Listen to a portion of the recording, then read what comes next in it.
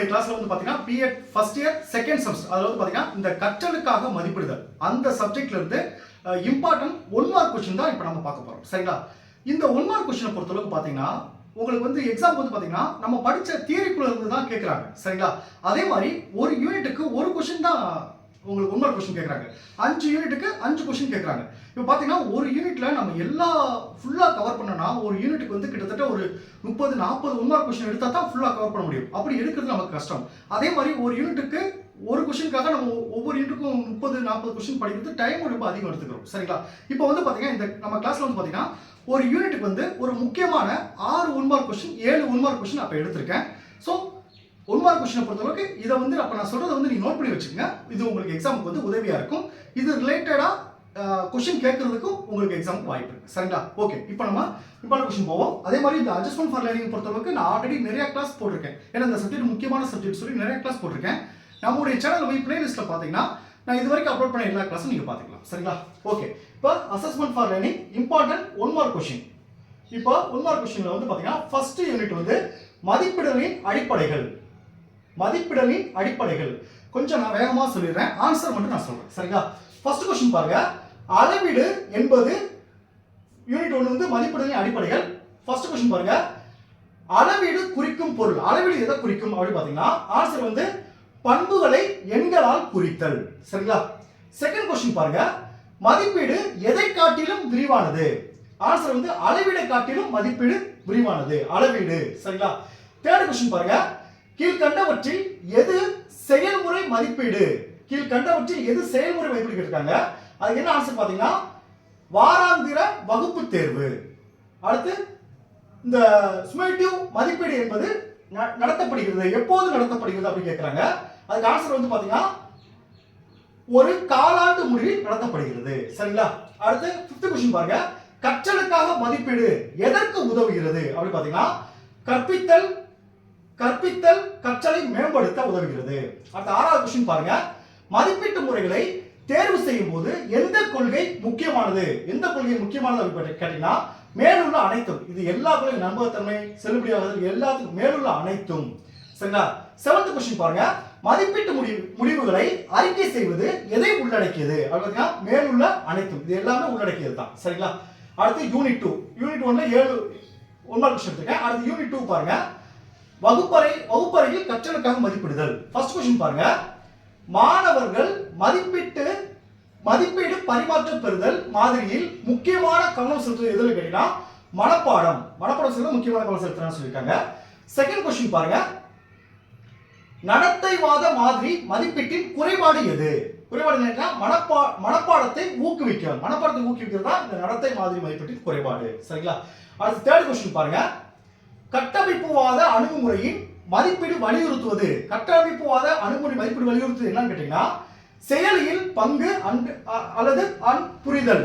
சரிங்களா?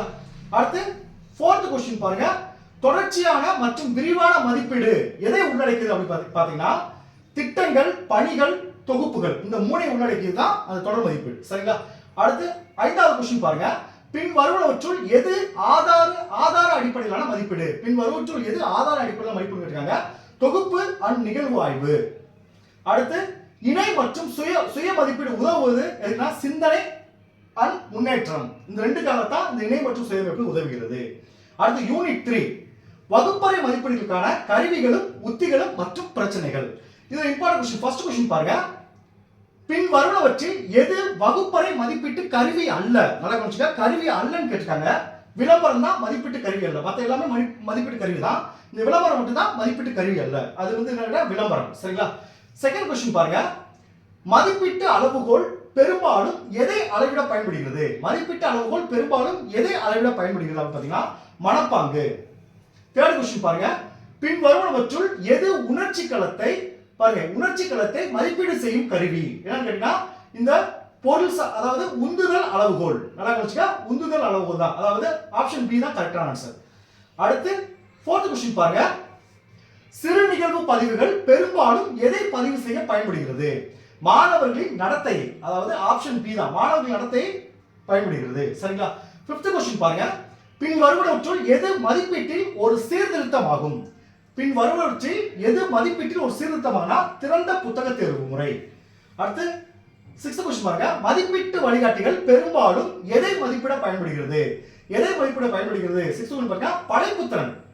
இந்த படைப்புத்திறனை மதிப்பிடத்தான் பயன்படுகிறது. அடுத்து 7th क्वेश्चन. மதிப்பீட்டின் முக்கியமான பிரச்சனை எது? அப்படின்னா வணிகமயமாக்கம் தான் மதிப்பீட்டின் முக்கியமான பிரச்சனைன்னு சொல்றாங்க. அடுத்து 8th क्वेश्चन பாருங்க. ஆன்லைன் தேர்வு எதற்காக உதாரணம்? மதிப்பீட்டில் சீர்திருத்தம் அதுக்காக தான் உதாரணம். சரிங்களா? அடுத்து 4th யூனிட் பாருங்க. அனைத்து பிரிவு மாணவர்களையும் உள்ளடக்கிய பள்ளியில் மதிப்பிடுதல். அதுல ஃபர்ஸ்ட் क्वेश्चन பாருங்க. வேறுபட்ட கற்றல் மதிப்பீடு முக்கியமாக எதை செய்கிறதுன்னு கேக்குறாங்க. அதுக்கு என்னன்னா பல்வகை மாணவர்களுக்கு ஏற்ப முறைகளை மாற்றுதல். ஆப்ஷன் பி தான் கரெக்ட். சரிங்களா? அடுத்து செகண்ட் क्वेश्चन பாருங்க. கலாச்சாரத்திற்கு ஏற்ப மதிப்பீடு என்ன செய்கிறது அப்படி கேக்குறாங்கன்னா கலாச்சார பல்வகைமையை மதித்து உள்ளடக்குதல். ஆப்ஷன் பி தான் சரியான ஆன்சர். சரிங்களா? அடுத்து தேர்ட் क्वेश्चन பாருங்க. சாதனை சோதனை என்பதை அளவிட பயன்படுகிறது. என்ன கேட்டீங்கன்னா மாணவர்கள் ஏற்கனவே கற்றது. அடுத்து 4th क्वेश्चन பாருங்க. இந்த டயக்னோஸ்டிக் டெஸ்ட் இருக்கு பாத்தீங்களா? அது தமிழ்ல வந்து பாத்தீங்கன்னா அந்த சோதனை வந்து ஆசிரியருக்கு எதில் உதவுகிறது அப்படி பாத்தீங்கன்னா கற்றலில் உள்ள சிரமங்களை கண்டறிதல். கற்றலில் உள்ள சிரமங்களை கண்டறிதல் தான் உதவுது. சரிங்களா? அடுத்து 5th क्वेश्चन பாருங்க. ஒரு நல்ல சோதனையில் இருக்க வேண்டியது என்ன? ஒரு நல்ல சோதனை என்ன இருக்கணும்? நம்பகத்தன்மை இருக்கணும் மற்றும் செல்லுபடியாக்கம் இருக்கணும். சரிங்களா? நம்பகத்தன்மை மற்றும் செல்லுபடியாக்கம். அடுத்து 6வது क्वेश्चन பாருங்க. மதிப்பீட்டில் நியாயம் என்பது என்ன அர்த்தம்? அதனால எல்லா மாணவர்களுக்கும் சம வாய்ப்பு அளிப்பதுதான் இந்த நியாயம் என்பது அர்த்தம். சரிங்களா? 7th क्वेश्चन பாருங்க. மதிப்பெண் குறியீடு தயாரிப்பது ஏன் முக்கியம்? ஒரே மாதிரி மதிப்பீட்டை உறுதி செய்கிறது. அடுத்து 8th क्वेश्चन பாருங்க. கற்றலில் நம்பிக்கை அதிகரிக்கும் மதிப்பீட்டு நோக்கம் என்ன? கற்றலில் நம்பிக்கை அதிகரிக்கும் மதிப்பீட்டு நோக்கம் என்னன்னா மாணவர்களை நேர்மையாக ஊக்குவித்தல். 9th क्वेश्चन பாருங்க. கேள்வி வாரியாக மதிப்பீடு எதற்கு உதவுகிறது?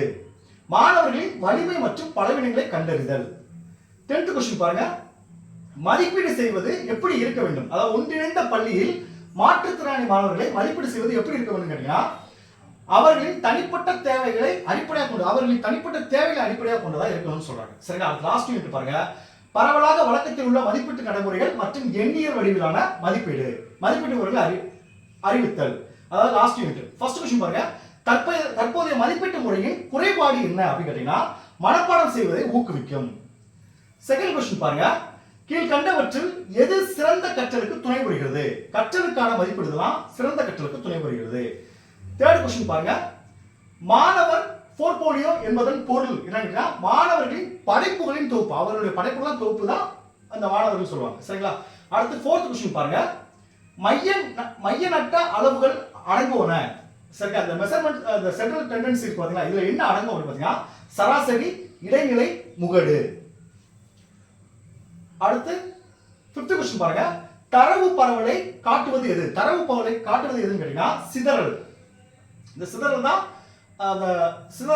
இந்த தரவு பரவலை காட்டுவதாகும். சரிங்களா? 6th क्वेश्चन பாருங்க. மதிப்பீட்டில் தொடர்புடைய என்பதன் பொருள் என்னன்னா இரண்டு மாறிலிகளின் தொடர்பு. 7th क्वेश्चन பாருங்க. வரைபடங்கள் மற்றும் விளக்கப்படங்கள் பயன்படுவது எதுக்கு பயன்படுது? தரவை காட்சி வடிவில் காட்டுவது. இதுதான் ஒவ்வொரு யூனிட்டுக்கான இம்பார்ட்டன்ஸ். இதை நோட் பண்ணி வச்சீங்கன்னா உங்களுக்கு எக்ஸாம் உதவியா இருக்கும். Okay, thank you students. நம்ம அடுத்த கிளாஸ்ல